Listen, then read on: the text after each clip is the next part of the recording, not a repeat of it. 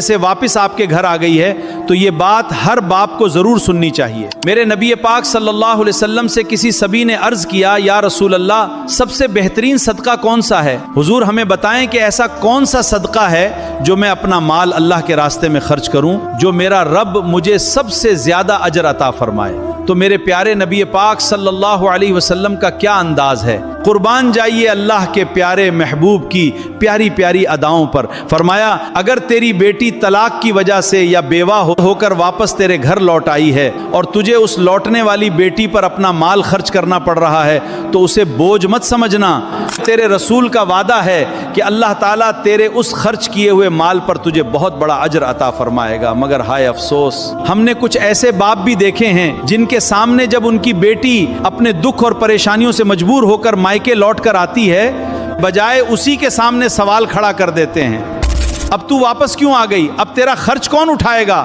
اب ہم کب تک تجھے رکھیں گے؟ میرے عزیز بھائیوں، یہ بیٹی ہے کوئی بوجھ نہیں۔ جس بیٹی کو آپ نے کبھی اپنی گود میں اٹھایا تھا، ٹوٹ کر آپ کے گھر واپس آئی ہے تو اسے تانے مت دیجئے، اس کا سہارا بن جائیے۔ جب تمہاری بیٹی مایوس ہو کر تمہارے گھر لوٹے، اسے یہ احساس مت ہونے دینا کہ تو ہمارے اوپر بوجھ ہے، بلکہ اس سے کہو بیٹی یہ گھر آج بھی تیرا ہے، تو ہمارے لیے بوجھ نہیں ہے، اللہ نے ہمیں تیری خدمت کا موقع دیا ہے۔ میرے پیارے بھائیوں، بیٹی کے آنسو پونچھنا، اس کی ضرورت پوری کرنا اور اسے عزت کے ساتھ اپنے گھر میں رکھنا یہ معمولی بات نہیں۔ ہو سکتا ہے تمہارے ہاتھ سے دیا ہوا وہی روپیہ، وہی نوالا اور وہی خرچ تمہارے لیے قیامت کے دن نجات کا ذریعہ بن جائے۔